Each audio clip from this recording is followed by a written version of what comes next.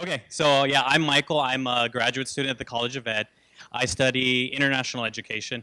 Specifically, I was in Jordan studying Arabic because I wanted to look at Syrian refugees in Jordanian public schools.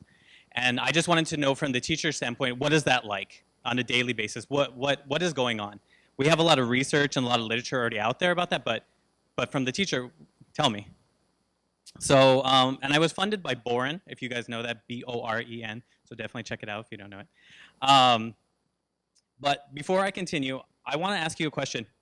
Today, before you came here, how did you show politeness? Usually, people say thank you.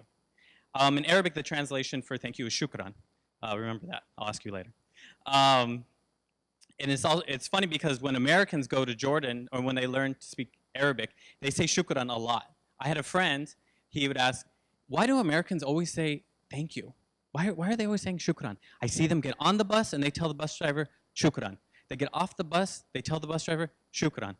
They get into the taxi, they gave him money, shukran. Why? That's his job. Why are you saying thank you? And I was saying, and it made me think, it made me reflect, like we say it so much. But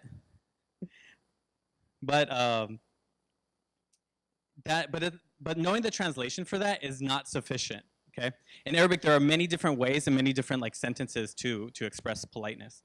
When I went into the public schools to ask teachers about their experiences with Syrian refugees, I know that it's not simply about being polite and being on time, which is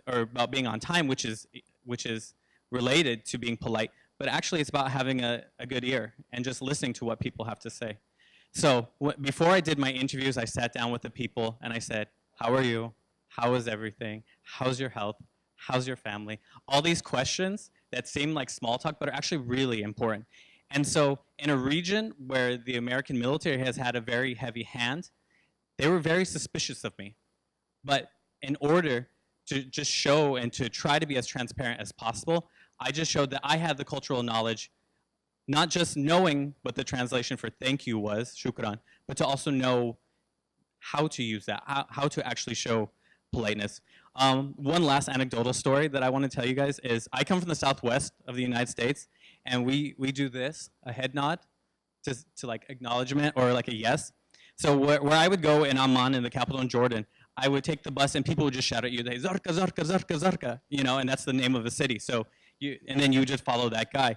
So I would always tell this guy, which for me is an acknowledgement, but then he would leave and it would take me a while. Why is the guy leaving if I'm telling him, I want this bus, I need this bus.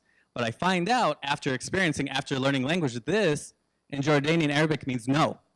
So that's why he's leaving me behind. It's funny because language is not always just about translation. It's not actually about words itself, but it's actually knowing when and how. So I really hope that all of us here can just say, to go that extra dimension, to say, I know that translation, but I also want to show you that I have experience in your language, that I have experience with you, and to build those bridges that a lot of us have already talked about. So I just wanted to thank the 5 languages, UMass, and a couple of other professors who are here today. So thank you.